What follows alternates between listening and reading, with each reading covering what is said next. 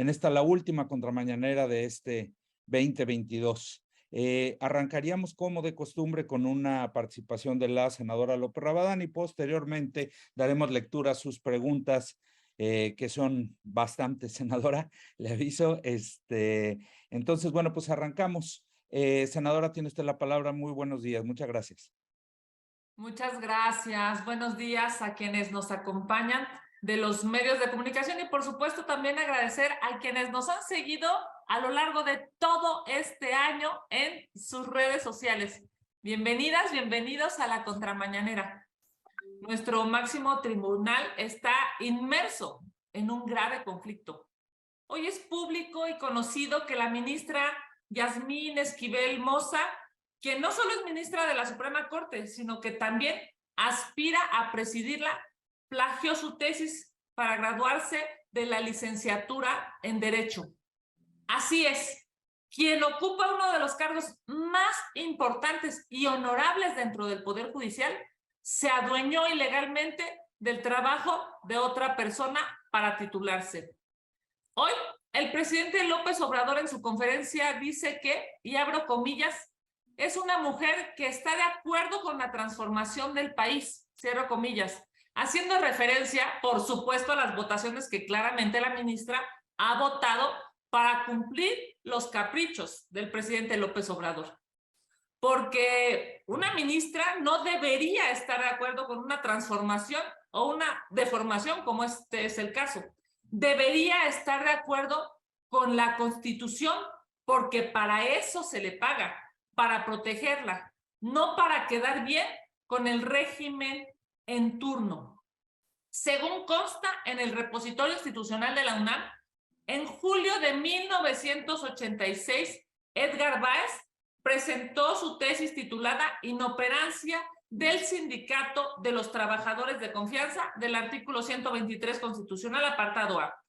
Documento que además se encuentra protegido por la Ley Federal de Derechos de Autor.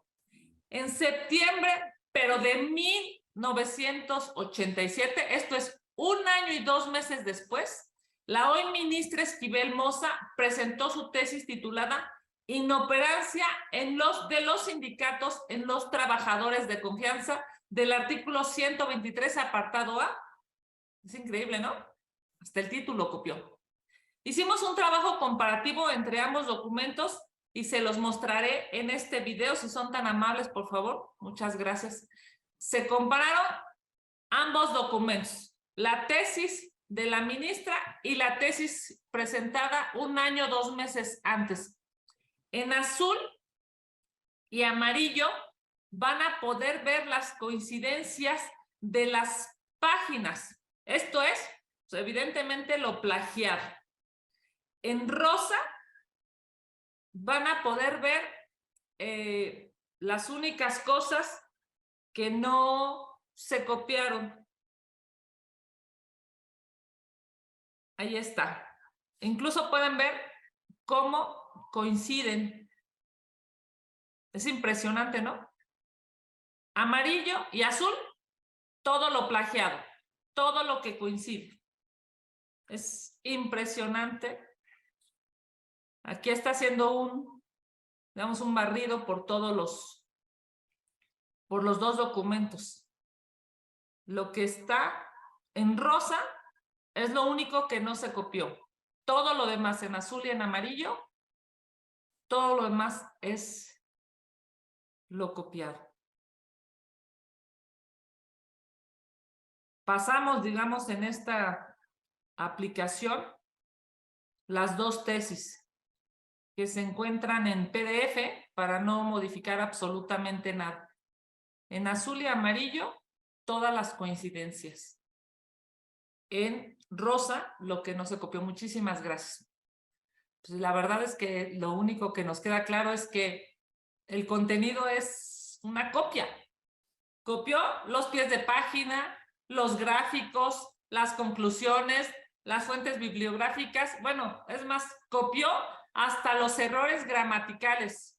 Lo único que no le copió fueron los agradecimientos y la investigación de campo, que por cierto sí hizo el primer alumno que se tituló. Ayer la ministra por fin emitió un comunicado argumentando que ella había iniciado antes su trabajo de investigación. 5 días se tardaron en tratar de construir una justificación para algo que es evidente, el plagio de una tesis, que por cierto es un eslabón más de una cadena de decisiones que la ministra ha tomado para beneficiar al régimen de López Obrador o para beneficiarse ella misma.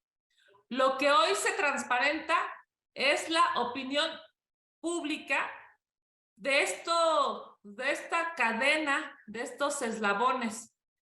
Hoy se analiza la decisión de una alumna por plagiar una tesis con tal de obtener un título. Y esto nos evoca a una ministra votando a favor de la ley de la industria eléctrica, validando energías contaminantes caras y retrógradas.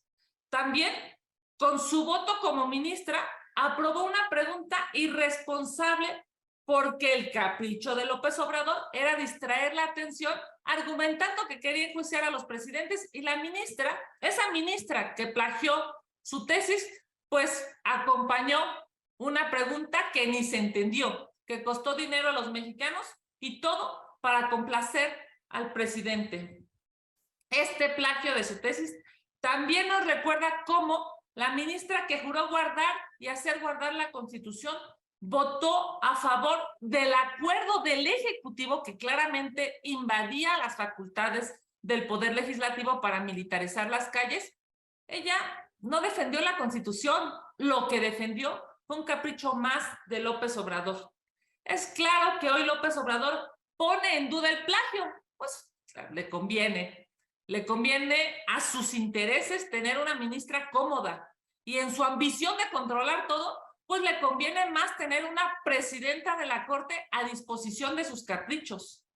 Para la discusión sobre quién plagió a quién, se aplica un principio general de derecho. Primero en tiempo, primero en derecho.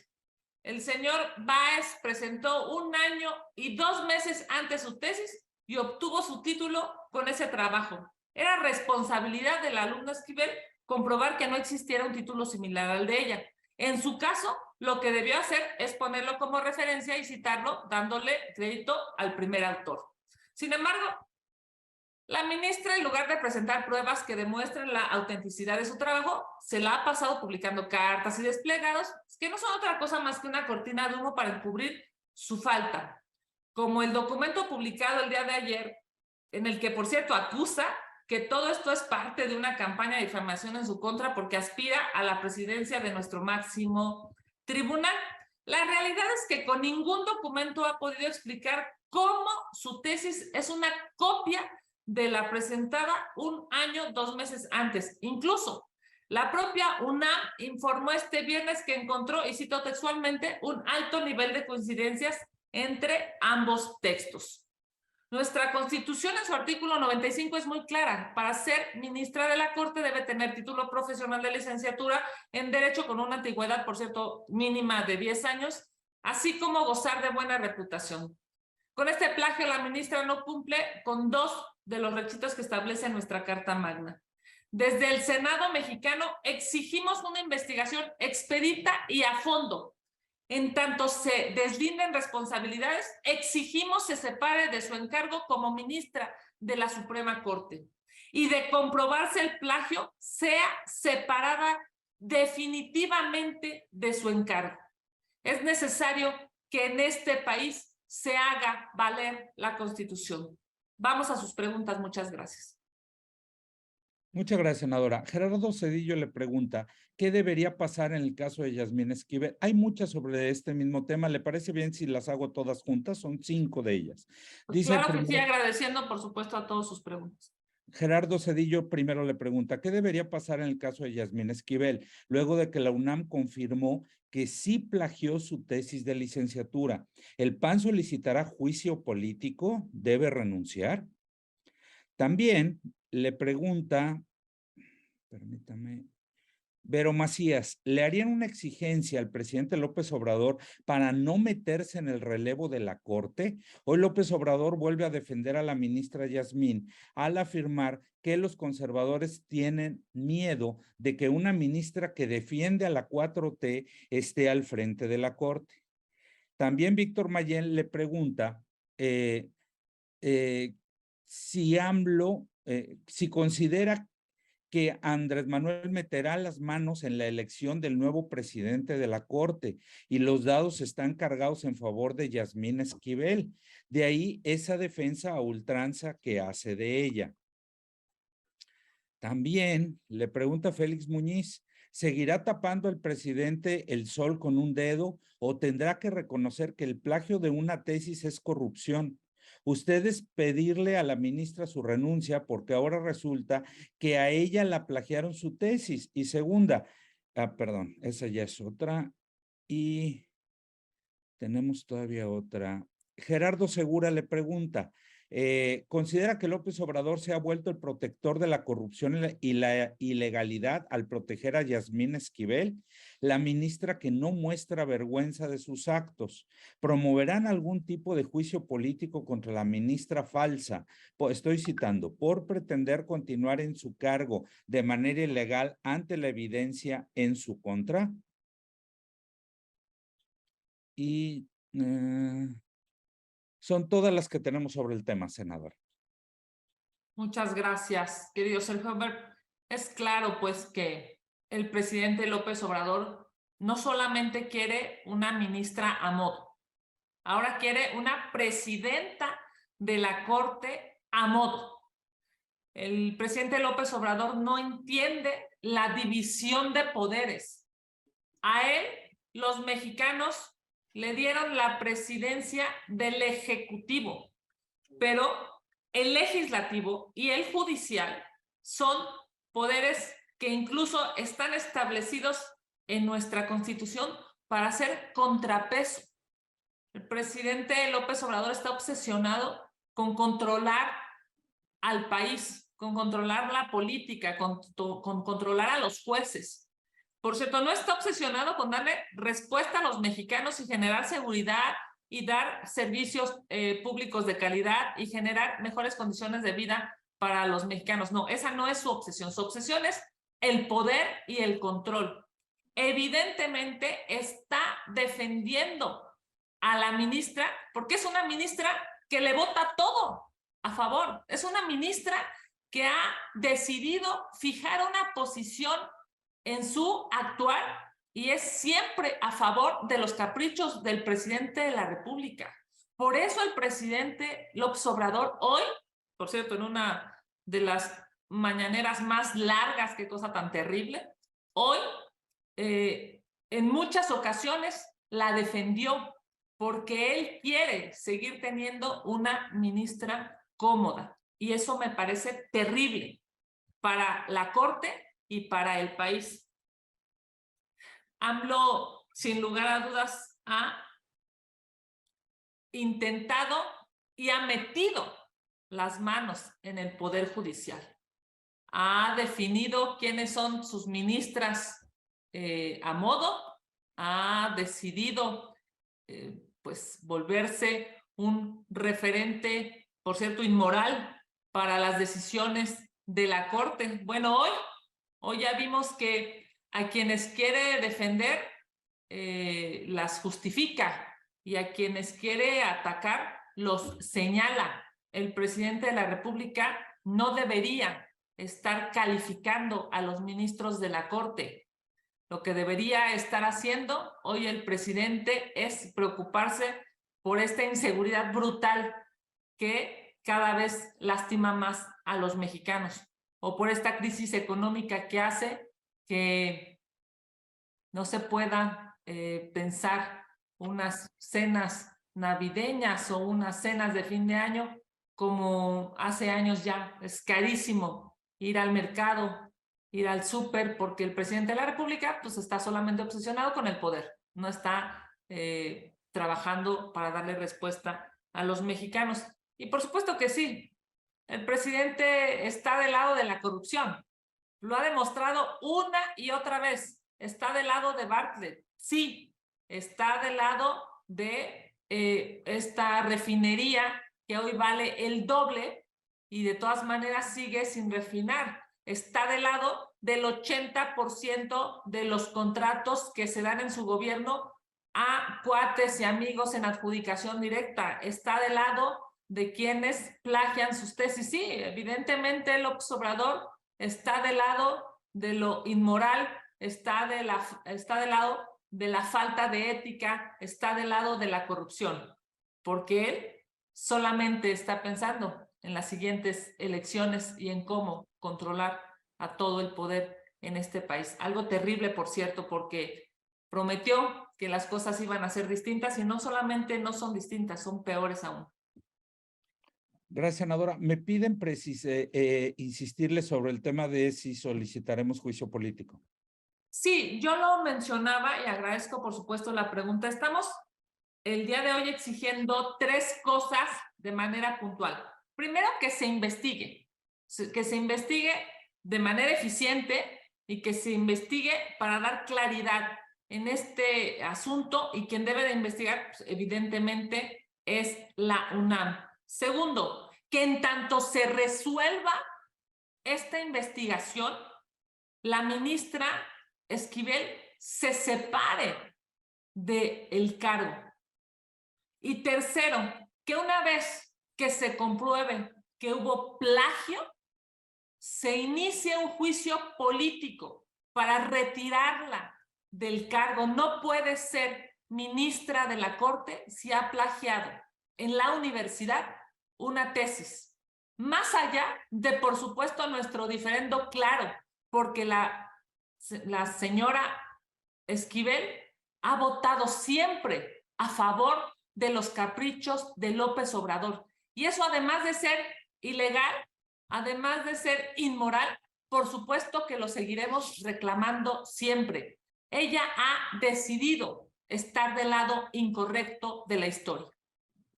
Gracias, senadora. Pasando a otros temas, Silvia Arellano le pregunta, ¿está de acuerdo con el presidente de la Cámara de Diputados, Santiago Krill, quien afirmó que las corcholatas de Andrés Manuel López Obrador no son irremontables ni invencibles?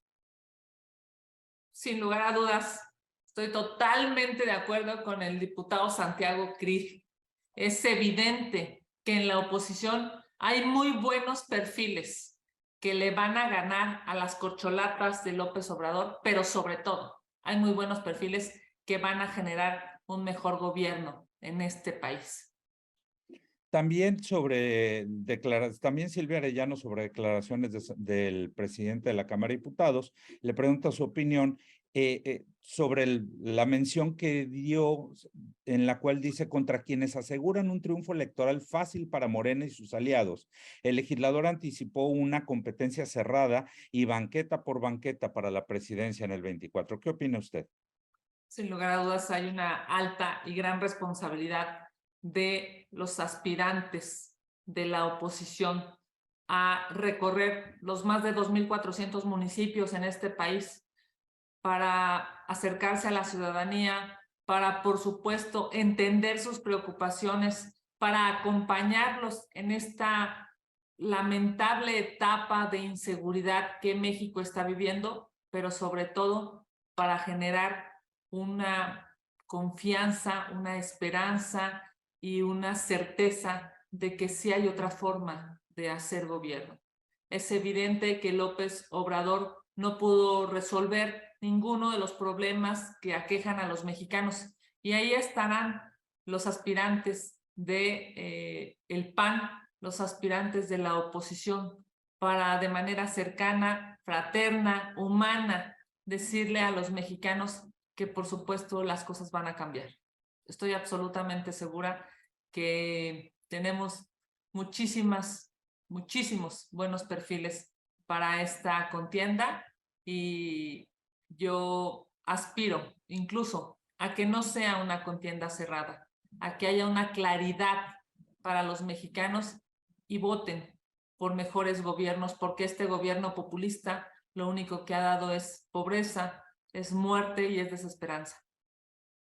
Gracias. Le pregunta Alberto Valderrábano. Senadora, buenos días. Su opinión sobre la situación actual de la refinería en Dos Bocas.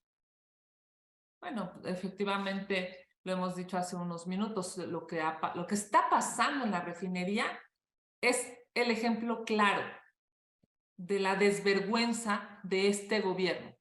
Dijeron que en diciembre iba a refinar y no está refinando nada. Dijeron que iba a costar la mitad de lo que está costando. Son ineficientes y son corruptos. La refinería de Dos Bocas es el peor ejemplo de gobierno. Es el peor ejemplo de cómo se deben destinar los recursos de los mexicanos y de sus impuestos. Es evidente que esta refinería seguirá sin refinar, y han dicho ya los expertos, incluso López Obrador se va a ir y la refinería no va a terminar de estar en términos eficientes. López Obrador lo único que ha demostrado es que no solamente es retrógrada, no solamente está buscando dar pasos hacia atrás como país, sino además su gobierno es altamente corrupto. Por eso es que estamos pagando los mexicanos, con los impuestos de los mexicanos, el doble de lo que dijeron que iba a costar. En fin, es un gran fracaso la refinería para este gobierno y es una gran pérdida de dinero para los mexicanos. Gracias, senadora. Le pregunta Gerardo Segura, ¿qué opina del cabotaje que pretenden implementar en el país? ¿Será el estoque mortal para las líneas aéreas en México solo por el capricho de López Obrador de revivir el AIFA o no sucedería nada si se implementa? Bueno, estamos pendientes de, entiendo, Gerardo, que sería la iniciativa que está en diputados. Estaremos pendientes de saber cómo concluye la discusión en diputados, en qué términos llega la minuta al Senado de la República, y por supuesto me parece que lo más importante no es cumplir los caprichos de López Obrador o esa obsesión que tiene por que el AIFA funcione. El AIFA no va a funcionar porque no tiene accesibilidad, porque no tiene la posibilidad de que los mexicanos puedan llegar a él de manera rápida, de manera eficiente, en condiciones incluso de seguridad. El problema del AIFA es que nació muerto, no tiene las posibilidades reales de poder ser un aeropuerto internacional de primer nivel. Claro, como todo lo que ha hecho este gobierno, todo lo que ha hecho el presidente de la República es corrupto, es ineficiente y además, por cierto, son pasos hacia atrás como país. Entonces, bueno, decirte que hay que esperar la minuta, hay que ver en qué términos viene y lo más importante, por supuesto, es defender que los usuarios puedan estar en mejores condiciones, más allá del capricho del observador, más allá incluso de las aerolíneas, lo más importante es que los usuarios estén en mejores condiciones.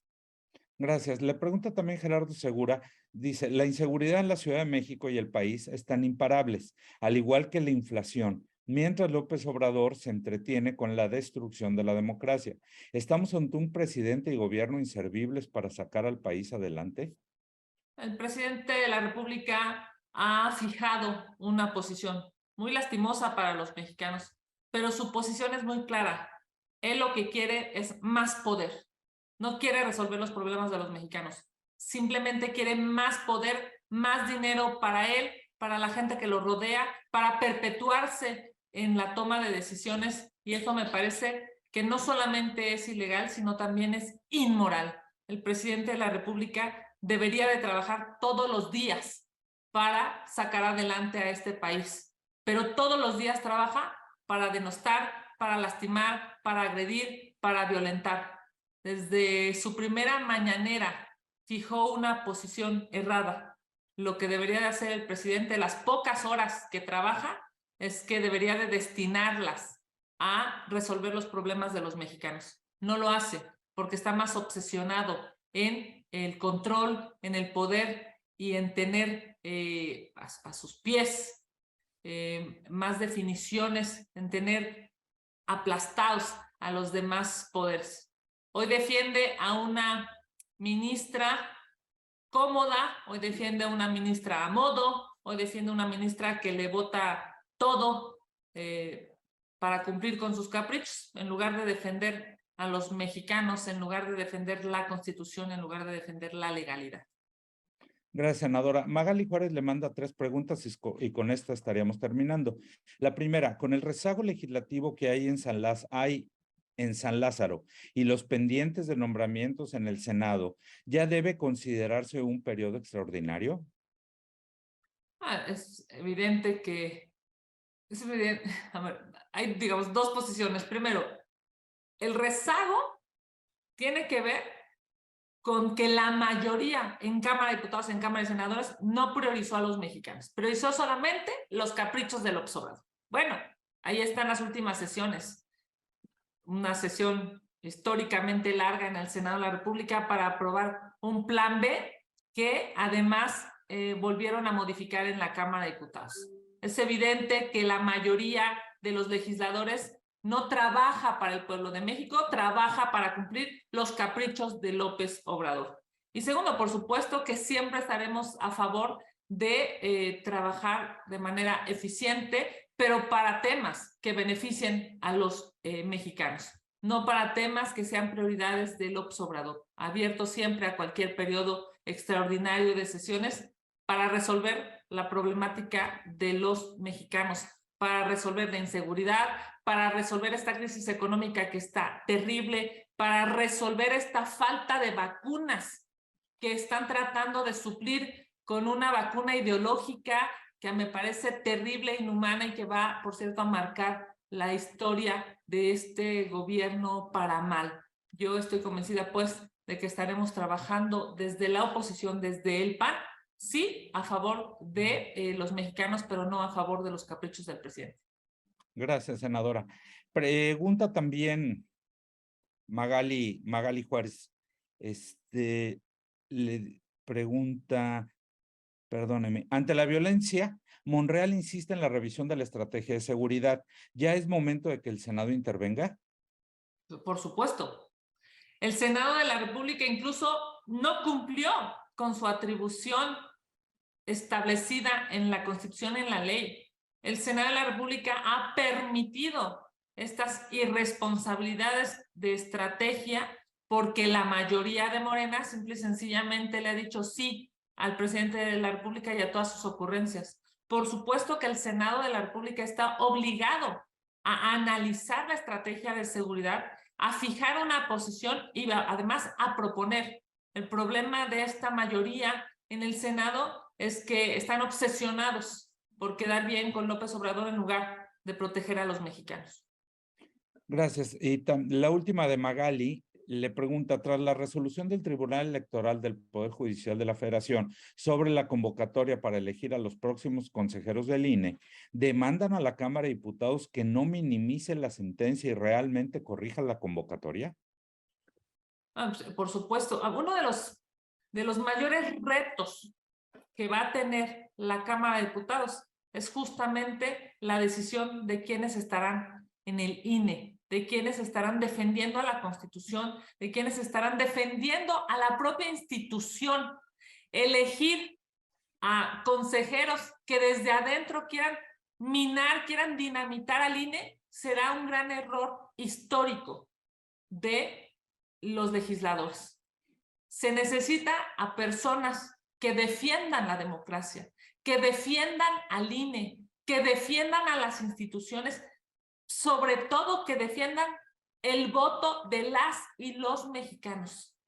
Hacerlo distinto, hacer propuestas distintas, generar condiciones para que quienes estén en el INE sean personas que lo quieran dinamitar desde adentro, sería terrible. Gracias, senadora. Finalmente nos llegó una más de Vero Macías, nos pide agregar esta. Dice, dentro de 8 días es la votación para ver quién presidirá la Suprema Corte de Justicia de la Nación. ¿Cómo califica la gestión de Arturo Saldívar y cuáles serían los casos más polémicos que lo marcaron? Bueno, nosotros hemos hecho claramente posiciones distintas y distinguibles a los votos del ministro Saldívar. Él lamentablemente tuvo que fijar una posición y no fue nunca, por cierto, a favor de las acciones de inconstitucionalidad presentadas por la oposición. Hablando justamente de la ley eléctrica, ¿no? Es claro pues que el ministro Saldívar junto con la ministra Yasmín Esquivel, la ministra Loreta, si no mal recuerdo, pues votaron por estas energías sucias, energías caras y energías dañinas. Es evidente pues que hoy hay dos visiones de país y nosotros seguiremos argumentando a favor de la visión de país que debe generar prosperidad, que debe generar igualdad, que debe generar protección de derechos humanos, la visión de país que permita que los mexicanos puedan desarrollarse, ser exitosos, ser felices y ser prósperos. La otra visión de país es la del López Obrador y quienes lo acompañan. Esta visión de país en donde se genera pobreza, en donde no hay condiciones de justicia, en donde las familias de las víctimas de la línea 12 siguen exigiendo justicia y no son escuchadas. Esa visión de país en donde los papás de las dos jóvenes que murieron cayendo a una alcantarilla por la falta de servicios públicos, por la falta de buena administración en la Ciudad de México, todos esos papás no son escuchados. Hay hoy claramente dos visiones de país y yo me siento absolutamente orgullosa de decir que yo defiendo a la democracia, defiendo a las instituciones, defiendo al INE, defiendo el voto de los mexicanos, defiendo elecciones limpias y transparentes, defiendo la igualdad y la prosperidad. Hacia allá deberemos, ojalá, de construir en el siguiente año. Senadora, muchas gracias. Ya no tenemos más preguntas por este año. Estaremos convocando para la siguiente contramañanera, tengo entendido, hasta el 9 de enero, ¿verdad? Sí, estaremos en comunicación también con la fuente para ver cuáles son los días que estarán, Sergio, activos. Quiero, primero que nada, agradecerles a todas y a todos por estas contramañaneras. Quiero agradecerle a toda la fuente, a todo su esfuerzo, a todo su trabajo, a todos los medios de comunicación, a mis compañeras y compañeros reporteros que aunque estamos en trincheras distintas, estamos todos los días trabajando en el Senado para poder hacer algo bueno por este país. Querido Sergio, quiero agradecerte a ti y a todo tu equipo de trabajo por este esfuerzo que hacen para acompañar la contramañanera. Muchísimas gracias, Sergio Ramírez, por tu trabajo imparable y además, por supuesto, a todo tu equipo que se la ha rifado cada semana, ya sea en el Senado o vía Zoom, pero que estamos todos los días generando pues lo posible, boletines, conferencias y demás. Quiero también, por supuesto, agradecer a mi equipo de trabajo que no tiene fines de semana, no tiene días festivos, trabajan todos los días incansablemente. A todo mi equipo, muchísimas gracias. Por supuesto, agradecer a quienes, sin ser de mi equipo, del equipo de Sergio de la fuente del Senado, sin ser reporteros, están aquí al pendiente de las contramañaneras. Muchísimas gracias a la ciudadanía. Agradezco, por supuesto, sus visualizaciones. Reconozco también sus mensajes a quienes lo hacen de manera positiva. Muchísimas gracias. A quienes lo hacen de manera incisiva, también muchísimas gracias. Este es un espacio para todas y para todos. Muchísimas gracias y que tengan el mejor de los fin de año posible y que el próximo año sea de bendiciones y de salud para ustedes y para sus familias. Muchísimas gracias. Gracias a usted, senadora.